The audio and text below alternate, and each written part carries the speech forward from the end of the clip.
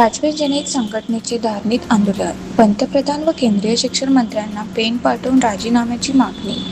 देशभरात विविध स्पर्धा परीक्षा व पेपरफुटी प्रकरणाच्या पार्श्वभूमीवर विद्यार्थ्यांच्या प्रश्नांवर राजवीर जनहित संघटना आक्रमक झाली असून राजवीर जनहित संघटनेचे संस्थापक अध्यक्ष रहमत खान उर्फ रम्मू पत्रकार यांच्या आवाहनानंतर अमरावती जिल्ह्यात विविध ठिकाणी आंदोलने व निवेदनांचे सत्र सुरू झाले आहे. आज 24 जुलै शुक्रवार रोजी दुपारी 3:30 वाजता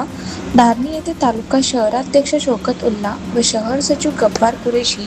यांच्या नेतृत्वाखाली विद्यार्थी, नागरिक व संघटनेच्या पदाधिकाऱ्यांनी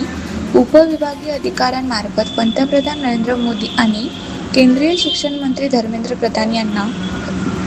निवेदनासह प्रतिकात्मक स्वरूपात पेन पाठवून शिक्षण मंत्र्यांनी तात्काळ राजीनामा द्यावा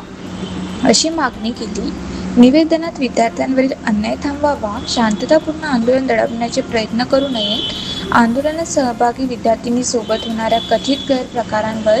कठोर कारवाई करावी, नेटसह विविध स्पर्धा परीक्षातील पेपरफुटी प्रकरणाची निष्पक्ष चौकशी करावी,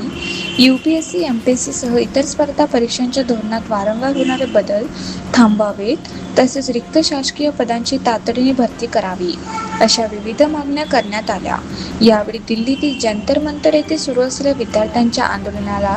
राजवीर जनहित संघटनेने जाहीर पाठिंबा दिला.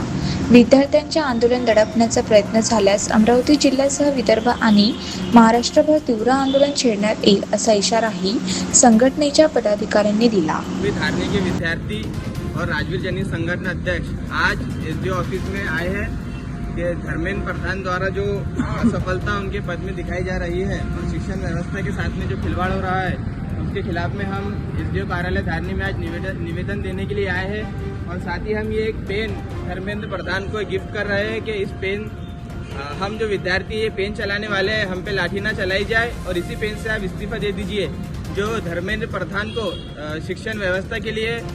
चुना गया था वो शिक्षण व्यवस्था को संभालने में वो पूरी तरीके से असफल रह चुके हैं, इसलिए अब उनका इस्तीफा ही हमारे शिक्षण व्यवस्था को